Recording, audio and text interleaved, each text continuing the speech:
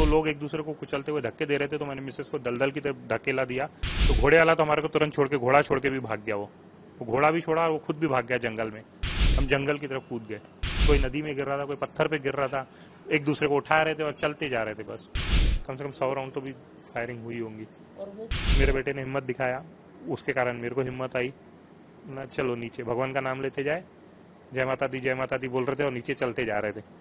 हम 8 किलोमीटर चले, 4 बार मैं फिसल गई, उसके बाद भी भगवान का नाम लेके इन्होंने और मेरे बेटे ने हेल्प की मेरी, तभी पहुंच पाए, नहीं तो आज हम यहाँ पे नहीं रहते थे। पर कुछ समझ में नहीं आ रहा था, हम बस चलते जा रहे थे, कूदते जा रहे थे। मुझे बताइए, उस दिन पहलगाम में आप थे, तो कितने बजे का समय था और क्या वाकया आपने अपने आंखों से देखा? एक्चुअल में एग्जिट टाइमिंग मेरे को ध्यान नहीं है, मोबाइल में से बता सकता हूँ, क्योंकि वीडियो हमने उसी समय खींचे थे 5 मिनट पहले। पूरा माहौल अच्छा था, लोग एंजॉय कर रहे थे, खेल रहे थे, काफी फैमिली थी, बच्चे थे, लोग फोटो खिंचा रहे थे। ऐसा लग ही नहीं रहा, ऐसा लग रहा था कि स्वर्ग है बिल्कुल, सब लोग एंजॉय कर रहे हैं। और ऐसा उम्मीद नहीं थी कि 5 मिनट बाद ऐसा वो नर्क जैसे बन जाएगा। वो कौन सा मोमेंट था जब आपको पता चला कि कुछ हो रहा है? एक्चुअल में मैं लकी बोलूंगा, लकी हूँ कि हम क्या पूरा घूम के जो एग्जिट है, एग्जिट बहुत संकरा था, 15 बाय 60-70 फीट लंबा था, और उसका निकलने के लिए सिर्फ 4 फीट का एक दरवाजा था। और लकीली मैं उस 4 फीट के दरवाजे पे ही खड़ा था, उसको उस तरफ जंगल था, घोड़े खड़े रहते हैं दलदल में, तो लकी मैं वहीं पे खड़ा था। पीछे से एकदम से फायरिंग की आवाज हुई गार्डन में, जहाँ पे बोल सकते हैं। और लोग, पब्लिक जो है पूरी वो गैलरी में घुसी, 15 बाय 70 की, 60-70 फीट की, तो पूरी भर गई। मैंने 1 सेकंड पीछे देखा, लेकिन तब तक वो पूरी गैलरी पब्लिक से भर चुकी थी। तो हमारे को उस गैलरी के उधर का, पीछे का नहीं दिखाई दिया जहाँ पे टेरेस थे, लेकिन कंटिन्यू फायरिंग हो रही थी। तो लोग एक दूसरे को कुचलते हुए धक्के दे रहे थे, तो मैंने मिसेस को दलदल की तरफ धकेला दिया।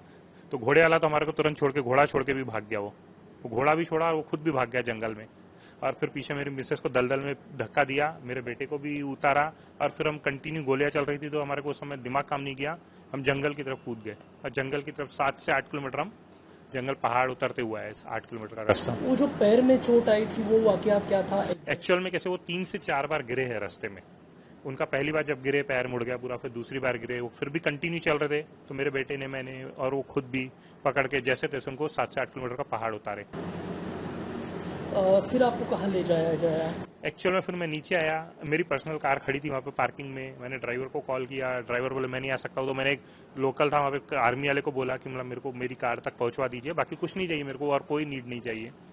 उन्होंने कार दिए और उसमें बिठाए और मेरे को मेरी पार्किंग तक छुड़वाए। मेरी पार्किंग में मेरी कार खड़ी थी, फिर मैं अपनी कार में ही हॉस्पिटल लेके गया इनको। कैसा पैनिक सिचुएशन था? लोग क्या रिएक्ट कर रहे थे? कितना डर, कितना भय? डर बहुत ज्यादा था, लोग चिल्ला रहे थे, गिर रहे थे पहाड़ों से। जो पीछे मेरे से आगे भी काफी पब्लिक थी, मेरे पीछे भी पब्लिक थी, लोग गिर रहे थे, गिरते हुए आ रहे थे। कोई नदी में गिर रहा था, कोई पत्थर पे गिर रहा था, एक दूसरे को उठा रहे थे और चलते जा रहे थे। बस आपने पीछे क्या सुनाई दिया? लोगों की चीखें सुनी? एक बंदा मेरे बाजू में आया, रो रहा था, बहुत ज्यादा रो रहा था, वो यानी सिचुएशन के कंट्रोल के बाहर था उसको। तो मैंने बोला, उसको बोला रुक रुक रुक। मेरे भाई को बोले मेरे सर में गोली मार दी, बोले मेरे सामने, बोले मैं अपने भाई के लिए रुका भी नहीं, बोले।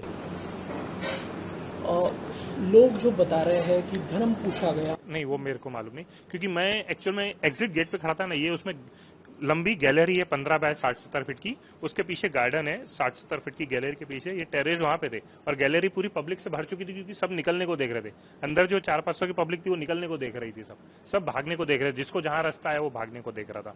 तो हमारी जो गैलरी थी पूरी भरी हुई थी, पीछे का नजारा देख नहीं रहा था। और मैंने एक बार के पीछे दोबारा देखा भी नहीं पलट के, पूरा पहाड़ उतरने तक हमने पीछे देखे ही नहीं, गर्दन घुमा। इससे कुछ पता है, आइडिया? 1 से ज्यादा होगा, क्योंकि कंटिन्यू गोलियां चल रही थी। कितने देर तक गोलियों का आवाज आपने सुना? काफी देर चली, कम से कम 100 राउंड तो भी फायरिंग हुई होंगी। और वो पूरे इसमें से बाहर निकलने में आपको कितना समय लगा? समय मैंने कुछ भी नहीं देखा, क्योंकि उस समय न माइंड काम कर रहा था, न प्यास लग रही थी, न कुछ लग रहा था। उनका पैर टूटा हुआ, हमारे को कुछ समझ में नहीं आता, हमसे भाग रहे थे। और लोग जो घायल थे, उनको आपने देखा? घायल मीन सब घायल होने के बाद भी भाग रहे थे, कोई रुक नहीं रहा था, क्योंकि रुकना मतलब पीछे से कहाँ गोली लगेंगी मालूम नहीं। तो सबको लग रहा था भाई सेफ नीचे पहुंचना है हमारे को, जब तक सेफ नहीं होंगे, जंगल में कोई सेफ्टी तो थी नहीं, नीचे पहुंचना है। भले लोग गिर रहे थे, कोई लेडी गिर रही थी, फिर कोई उठा रहा था, कोई गिर रही थी, कोई उठ रहा था, फिर लेकिन चलते जा रहे थे।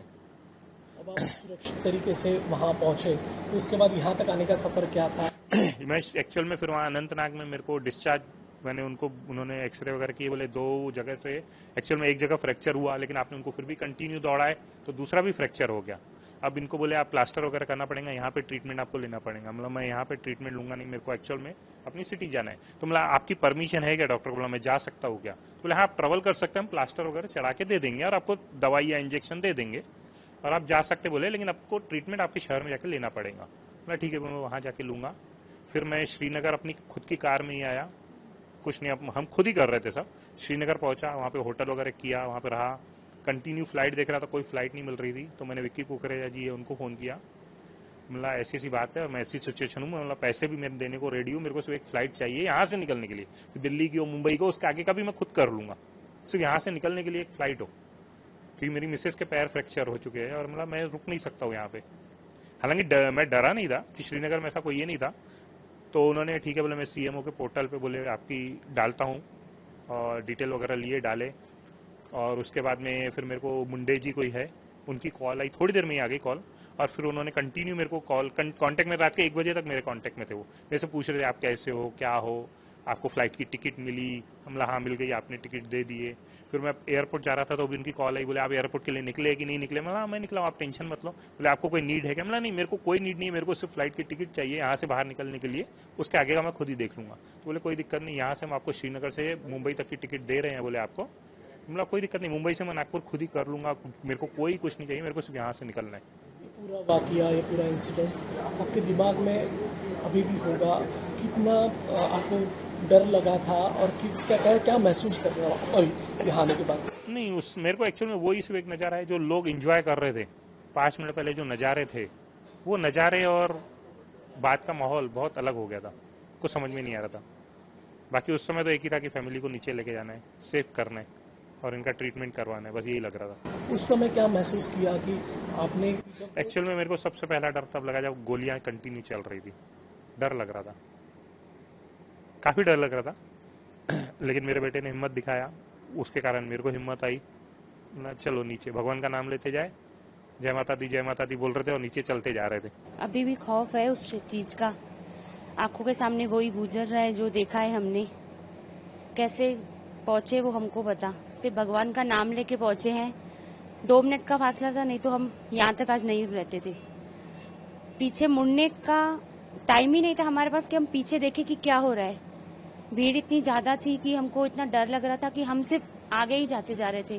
खाई आ रही थी, पत्थर आ रहे थे, नदियां आ रही थी, बस बढ़ते जा रहे थे।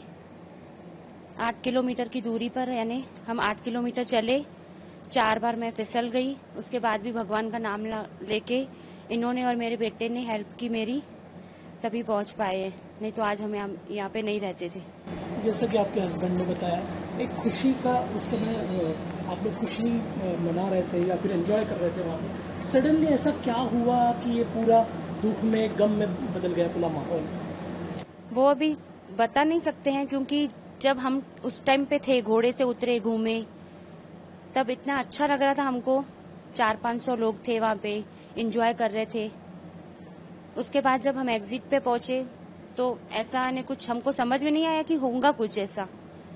बस पीछे से रश ऐसे दौड़ते आ रहे थे पीछे से, और गोलियों की आवाजें आ रही थी। तब हमारा माइंड काम वो तो कर रहा था, पर कुछ समझ में नहीं आ रहा था। हम बस चलते जा रहे थे, कूदते जा रहे थे, और बहुत डर लग रहा था कि हम जा पाएंगे कि नहीं, क्योंकि लोग बोल रहे थे बस चलते जाओ, रुकोगे तो कुछ फायदा नहीं है, बस चलते जाओ, जितना भी दूर हो।